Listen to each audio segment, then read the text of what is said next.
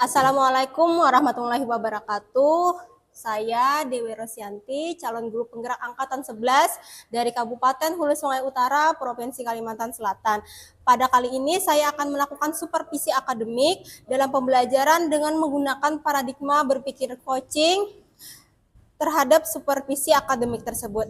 Kali ini saya tidak sendiri, tetapi ditemani oleh rekan saya, Ibu Rizka Okvianti. Beliau adalah rekan saya yang merupakan guru kelas 5. Baik Bu Rizka, selamat pagi. Bagaimana kabarnya hari ini? Pagi Bu, alhamdulillah baik. Bagaimana dengan Ibu? Alhamdulillah, kabar saya juga baik. Nah, Ibu Rizka, mungkin beberapa hari yang lalu ya saya sudah menyampaikan kepada Ibu Rizka bahwa saya ada tugas dari program guru penggerak untuk melakukan supervisi di kelasnya Ibu. Nah, tahapan supervisi akademik itu ada 3. Yang pertama pra-observasi, yang kedua observasi, dan yang terakhir atau yang ketiga pasca observasi.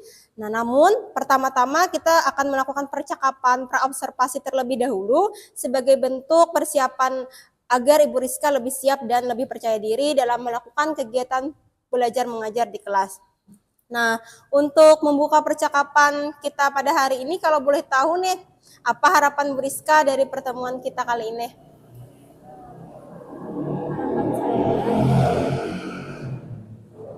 Harapan saya semoga dengan supervisi ini saya bisa meningkatkan kompetensi saya dalam proses mengajar, terutama di kelas. Kemudian saya juga bersyukur bisa berdiskusi dengan Ibu tentang bagaimana rencana pelaksanaan pembelajaran yang akan saya lakukan nanti. Iya, baik Bu Rizka. Jadi tujuan diskusi kita pada hari ini yaitu terkait dengan persiapannya Bu Rizka dalam pelaksanaan supervisi nanti. Nah, kalau boleh saya tahu juga, nanti Bu Rizka akan menyampaikan materi tentang apa? Jadi rencananya saya akan menyampaikan materi tentang rantai makanan mata pelajaran IPAS pada kelas 5. Oke, bagus. Oke, terkait dengan materi Ibu Rizka tadi tentang rantai makanan. Nah, tentu ya ada tujuan pembelajaran yang akan dicapai oleh peserta didik. Nah, kira-kira apa tujuan pembelajaran yang ingin dicapai? Tujuan pembelajaran dari pelaksanaan nanti itu adalah setelah melakukan serangkaian kegiatan pembelajaran, peserta didik itu dapat mengidentifikasi peran makhluk hidup pada rantai makanan seperti apa. Kemudian dengan tepat. Kemudian setelah melakukan, nanti ada kerja kelompok. Jadi setelah melakukan kerja kelompok, peserta didik dapat mendeskripsikan hubungan antar makhluk hidup dalam bentuk rantai makanan dengan benar. Oke, baik, luar biasa sekali Ibu ya, itu tujuan pembelajaran yang akan Ibu inginkan. Nah, dari tujuan pembelajaran tadi, bagian mana atau area mana yang ingin Ibu kembangkan atau ya itu? Jadi area yang ingin saya kembangkan itu adalah kompetensi sosial dan emosionalnya, terutama bagaimana kesadaran diri peserta didik, manajemen dirinya, kemudian kesadaran sosial antar teman, kemudian kesadaran relasi, dan pengambilan keputusan yang bertanggung jawab. Kemudian juga nanti area pengembangan saya juga pembelajaran berdiferensiasi. Oke, baik Ibu. Nah, area pengembangan yang akan Ibu Rizka capai nantinya yaitu pada kompetensi sosial emosional ya Bu ya. Kemudian juga ada pada pembelajaran berdiferensiasi. Oke. Nah, dari beberapa area pengembangan yang Ibu ungkapkan tadi nih, adakah yang secara spesifik ingin Ibu kembangkan atau Ibu inginkan untuk saya amati? Jadi spesifiknya itu saya ingin spesifiknya pada diferensiasi proses. Pertama tentang bagaimana peserta didik nanti saya membagi kelompok bagaimana diferensiasi jenis kelaminnya dan kemampuan intelektualnya. Oke, bagus sekali ya Bu ya. Nah, kemudian strategi apa nih yang akan dipersiapkan Ibu untuk mencapai tujuan pembelajaran tersebut? Strategi yang akan strategi yang saya persiapkan yaitu menyiapkan media pembelajaran, LKPD dan tugas kelompoknya, kerja kelompoknya, kemudian bahan-bahan diferensiasi kontennya, proses dan produk, dan nanti rencananya saya akan menggunakan model pembelajaran problem basic learning atau PBL. Oke, bagus sekali ya Bu ya. Nah, jadi persiapan strategi yang dipersiapkan Ibu tadi menyiapkan media pembelajaran seperti LKPD, media pembelajaran yang berkaitan dengan diferensiasi, konten, proses dan produk, dan juga model pembelajaran PJPA. Nah, lalu kapan nih Ibu Rizka akan melakukan proses pembelajaran tersebut? Insya Allah saya akan melaksanakannya hari Senin depan, Ibu. Oke, nah jadi pada hari Senin nanti saya akan datang ke kelasnya Ibu Rizka untuk melakukan supervisi di kelas. Saya akan melihat juga hal-hal apa yang terjadi di dalam kelas Ibu. Kemudian setelah Ibu melakukan kegiatan pembelajaran, kita akan melakukan percakapan kembali, yaitu pasca observasi yang akan didampingi nanti oleh pengajar praktek kami. Nah sebelum kita akhiri, kira-kira nih apa yang Ibu dapatkan dari percakapan kita kali ini? Alhamdulillah dari percakapan kali ini saya mendapatkan gambaran untuk pembelajaran saya Senin depan, seperti strategi yang saya akan gunakan, area pengembangannya, dan juga media pembelajaran yang akan saya tampilkan untuk pembelajaran nanti. Oke, baik Ibu, terima kasih ya atas waktunya karena sudah bersedia untuk berbincang-bincang dengan saya di kegiatan pra-observasi ini. Sampai bertemu di kegiatan observasi kelas pada hari Senin nanti. Oke, sekali lagi terima kasih. Assalamualaikum warahmatullahi wabarakatuh. Baik Ibu, terima kasih atas kerjasamanya. Waalaikumsalam warahmatullahi wabarakatuh. Demikian percakapan saya dengan rekan sejawat saya, Ibu Rizka Okvianti, tentang kegiatan pra-observasi. Saya akhiri dengan ucapan wassalamualaikum warahmatullahi wabarakatuh. Assalamualaikum warahmatullahi wabarakatuh.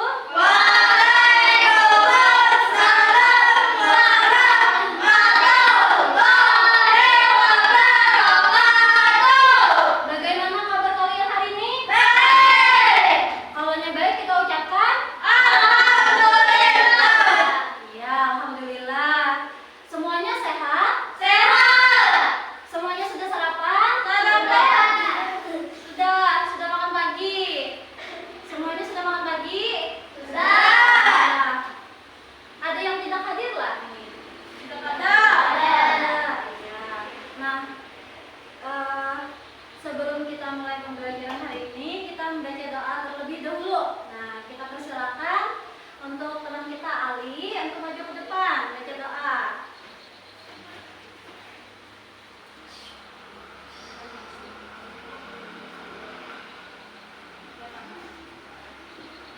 Bismillahirrahmanirrahim. Amin. Selamat duduk Ali. Nah, sebelum kita memulai pembelajaran hari ini, semuanya sudah siap lah untuk belajar. Ya. Alat tulisnya udah disiapkan? Sudah. Kalau ada sampah di samping kanan kirinya silakan diambil. Buang ke tempat sampah. Ada tidak? Tidak ada. Ada. Nah, sekarang buka buku kalian halaman 32. Di sana ada tentang rantai makanan. Nah, sebelum kita masuk ke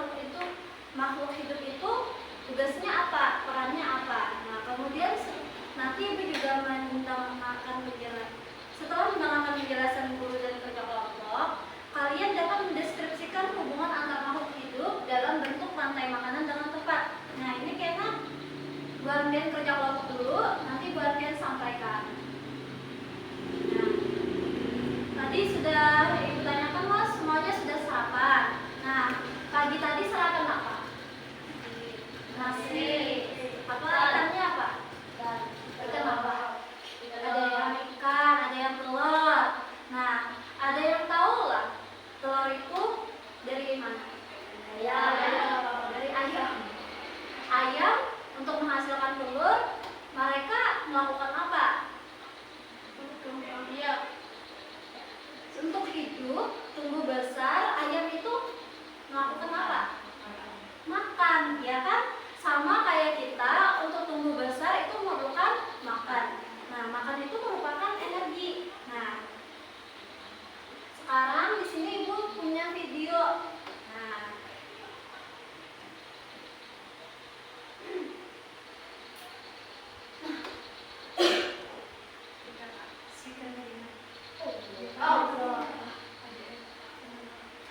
jangan di skip.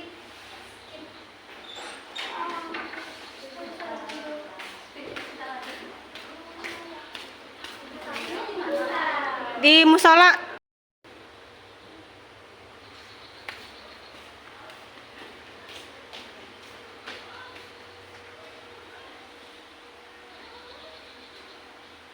Assalamualaikum. Nah, video apa ini? Tikus sedang apa ini? Memakan badai. Nah, habis itu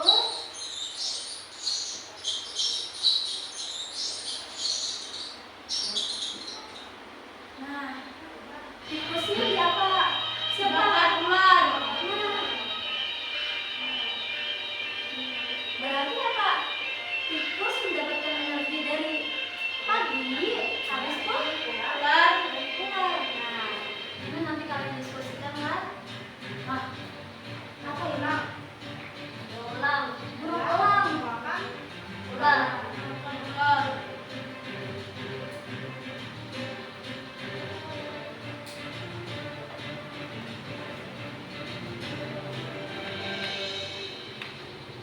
Nah, terakhir, kalau nyalangnya mati, siapa yang makan?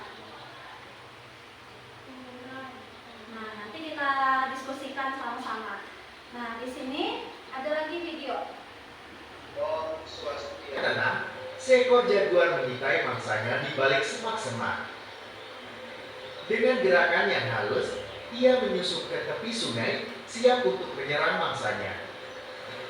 Tiba-tiba dengan kecepatan kilat, sang jaguar meluncur ke air, melompat tersebut dengan gigitan kuatnya. Meskipun demikian, sang jaguar tak mendapat perlawanan yang menyulitkan dari kaiman tersebut.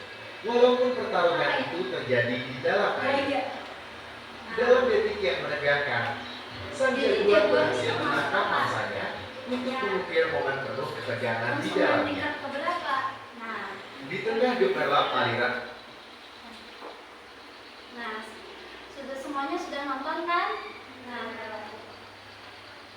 sekarang bentuk kelompok. Bentuk kelompok. Nagit, Raihan, Rauda, dan Nikita. Kelompok 1, Nikita, Ajrina, Asia, Ada, dan Ari. Kelompok 2. Kan di kertas lembar. Nah, soal ini.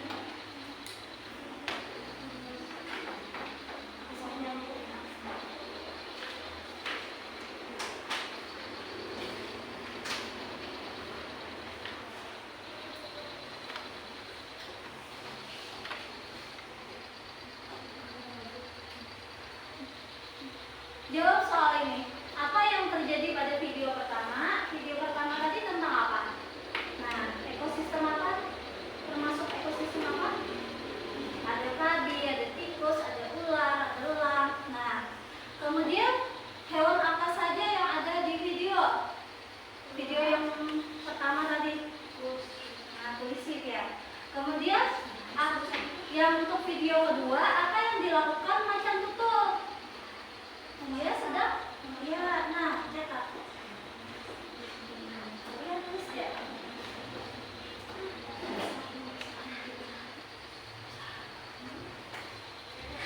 Tulis nama kelompoknya. Tulis nama kelompoknya dulu.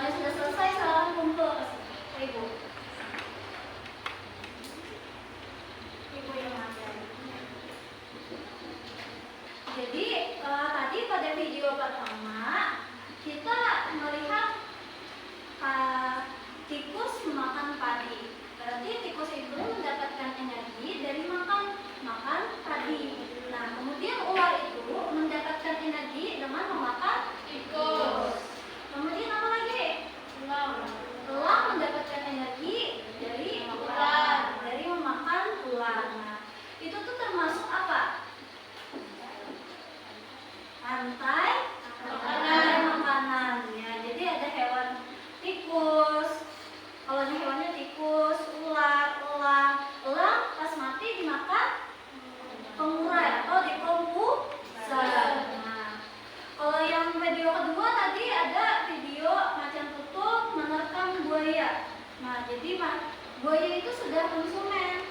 Nah, jaguar tadi konsumen tingkat atas lagi, sama seperti elang. Nah, di sini Ibu ada bagan tentang peran makhluk hidup dalam rantai makanan. Nah, jadi peran makhluk hidup dalam rantai makanan itu ada apa aja? Ada yang sebagai produsen.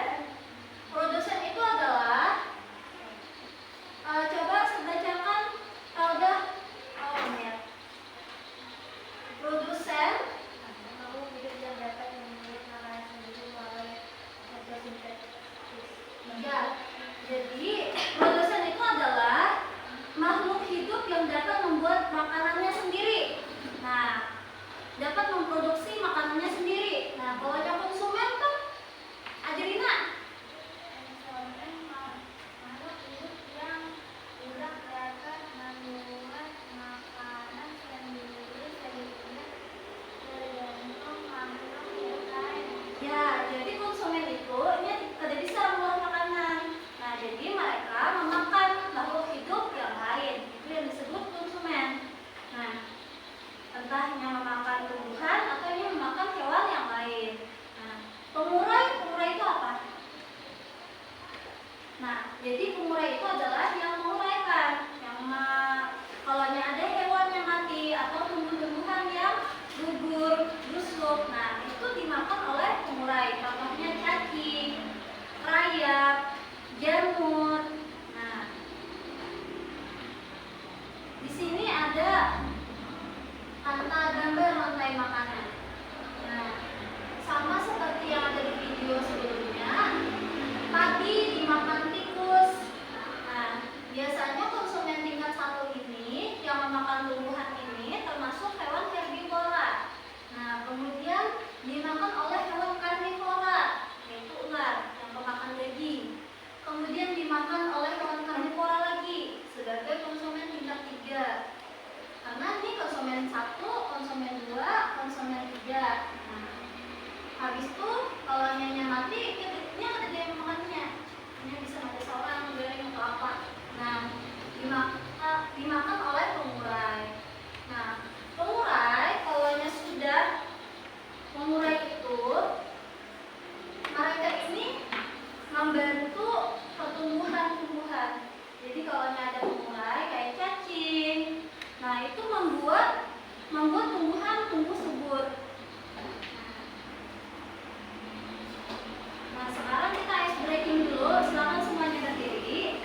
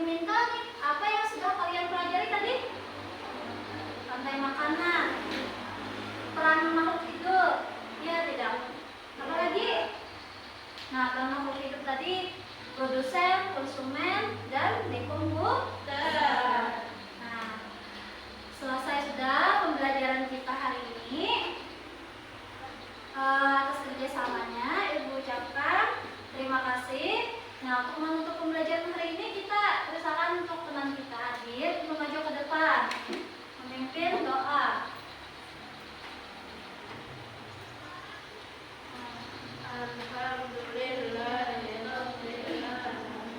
Amin.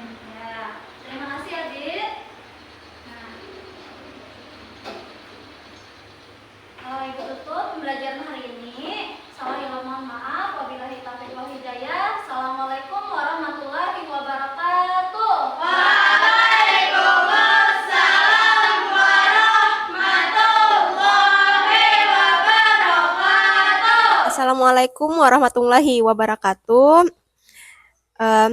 Kali ini kita bertemu kembali pada percakapan pasca observasi bersama saya Dewi Rosyanti, calon guru penggerak angkatan 11 dari Kabupaten Hulu Sungai Utara, Provinsi Kalimantan Selatan. Nah, saya pada kesempatan ini ditemani oleh rekan saya, Ibu Rizka Okvianti, selaku guru kelas 5 SDN Sungai Pandan Tengah, dan juga ditemani oleh pengajar praktek saya, Bapak Suhadi, MPD. Baik Ibu Rizka, Assalamualaikum, selamat pagi. Bagaimana kabarnya hari ini? Waalaikumsalam. Alhamdulillah baik Ibu. Bagaimana kabar dengan Ibu? Ya, baik Ibu Rizka, Alhamdulillah kabar saya juga baik pada hari ini. Nah, bagaimana kabarnya Pak Suhadi? Alhamdulillah sangat baik. Alhamdulillah, terima kasih Bapak Ibu atas kesempatannya. Nah, baik Ibu Rizka, kali ini kita akan melakukan percakapan pasca observasi, di mana kita ketahui bersama bahwa sebelumnya kita sudah melakukan kegiatan praobservasi dan juga observasi di kelasnya Bu Rizka selama 2 jam pelajaran. Nah, bagaimana perasaan Ibu Rizka setelah melakukan kegiatan pembelajaran di kelasnya Ibu Rizka? Perasaan saya sangat senang Ibu karena semuanya terlihat antusias untuk mengikuti proses pembelajaran yang telah saya lakukan sebelumnya. Iya, alhamdulillah saya pun melihatnya juga seperti itu. Alhamdulillah kegiatan pembelajaran dapat berjalan dengan baik. Boleh bisa diceritakan kembali Ibu area pengembangan yang Ibu lakukan di dalam kelas itu bagaimana dan juga langkah-langkah atau tahapannya itu seperti apa kira-kira? Baik Ibu, area pengembangan yang saya lakukan kemarin itu adalah kompetensi sosial dan emosional. Kemudian bagaimana kesadaran diri peserta didik, manajemen dirinya, kesadaran sosial, kesadaran relasi, dan pengambilan keputusan yang bertanggung jawab. Kemudian juga bagaimana proses pembelajaran berdiferensiasi. Oke, baik ya Bu, boleh saya menyampaikan hasil pengamatan saya terhadap Ibu Rizka juga? Oke.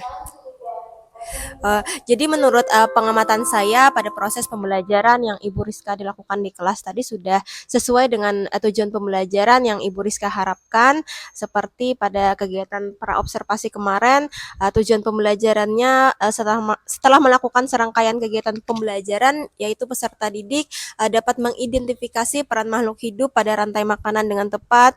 Kemudian juga pada tujuan pembelajaran yang kedua, pada saat kegiatan kerja kelompok, peserta didik dapat mendeskripsikan hubungan antar makhluk hidup dalam bentuk rantai makanan dengan benar.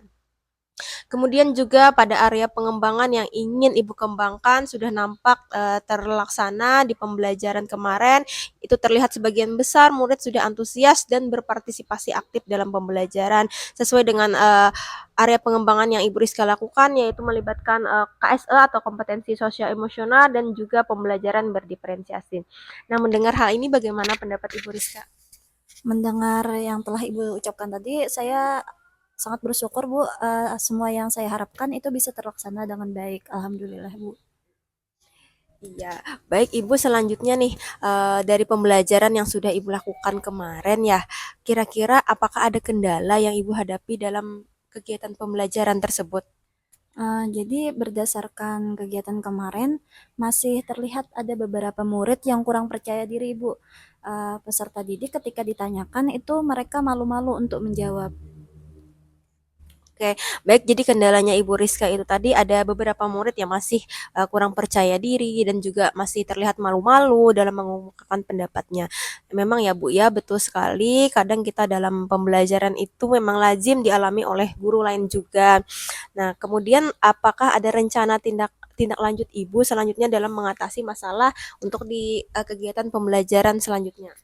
Jadi tindak lanjutnya yaitu saya akan terus memotivasi peserta didik untuk lebih meningkatkan kepercayaan dirinya, kemudian juga memotivasi peserta didik dengan kalimat-kalimat positif supaya peserta didik itu lebih percaya diri. Kemudian juga saya akan menggunakan media pembelajaran yang lebih bervariasi seperti game edukasi, kahot, atau kuisis. Ya. Oke, baik sekali, bagus sekali rencana yang Ibu Rizka kemukakan. Eh, Seperti memberikan eh, kalimat-kalimat positif atas jawaban yang diberikan oleh murid.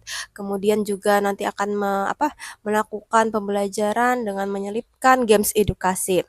Nah, lantas Ibu, siapa ya kira-kira yang bisa membantu Ibu dalam mewujudkan harapan Ibu tadi?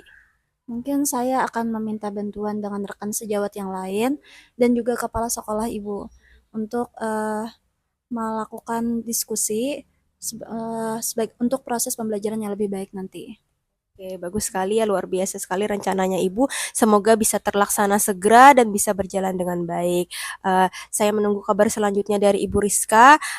Dari hasil observasi kini kita akan catat pada form supervisi akademik nanti ya Bu. Nah, sebagai penutup, kira-kira nih apa yang Ibu Rizka dapatkan dari percakapan kita pada hari ini? Eh, saya bisa belajar ibu bahwa sebagai pendidik kita sebelumnya harus melakukan persiapan lebih awal, kemudian untuk mengkondisi dan juga kita untuk menyiapkan kondisi sosial emosional peserta didik agar dapat mengikuti pembelajaran dengan semangat. Selain itu juga kita harus menyesuaikan pembelajaran agar dapat membuat murid terlibat aktif. Iya, bagus sekali Ibu Rizka. Jadi sebelum melakukan pembelajaran itu kita harus mengkondisikan peserta didik dulu ya, bagaimana keadaan sosial emosionalnya dulu agar ia dapat mengikuti pembelajaran dengan baik dan semangat. Dan juga kita harus bisa menyesuaikan pembelajaran agar sesuai dengan minat dan bakatnya. Oke, terima kasih Bu Rizka. Selanjutnya mungkin Bapak Suhadi bisa menyampaikan tanggapan atau umpan balik dari proses kegiatan pasca observasi kami pada hari ini. Terima kasih atas kesempatannya, Ibu Dewi dan Ibu Rizka sudah melaksanakan kegiatan latihan supervisi coaching di mana Ibu Rizka bersedia menjadi volunteer atau sukarelawan untuk kegiatan ini, dan terima kasih Ibu Dewi sudah melaksanakan kegiatan ini sebagai bagian tugas dari program pendidikan guru penggerak kita. Nah, dari yang saya lihat dan saya dengar tentang percakapan coaching yang dilakukan di pasca observasi ini dan lanjut ke tindak lanjut yang akan dilaksanakan Bu Rizka sudah sangat bagus sekali. Jadi tidak ada kendala yang dialami sepertinya oleh Ibu Dewi dalam melakukan percakapan coaching bersama Ibu Rizka. Ibu Rizka juga terlihat sudah melakukan refleksi sehingga bisa menjawab pertanyaan-pertanyaan dan bisa memunculkan solusi dari kelemahan-kelemahan pada pembelajarannya sebelumnya. Nah, mudah-mudahan nanti di tindak lanjutnya bisa benar-benar diaplikasikan. Kemudian Ibu Dewi juga semakin banyak berlatih mengenai percakapan coaching ini. Demikian, terima kasih. Terima kasih Bapak Suhadi selaku pengajar praktek dari saya atas tanggapan atau umpan baliknya. Mungkin demikian kegiatan atau percakapan pasca observasi dari saya. Saya akhiri dengan ucapan wassalamualaikum warahmatullahi wabarakatuh.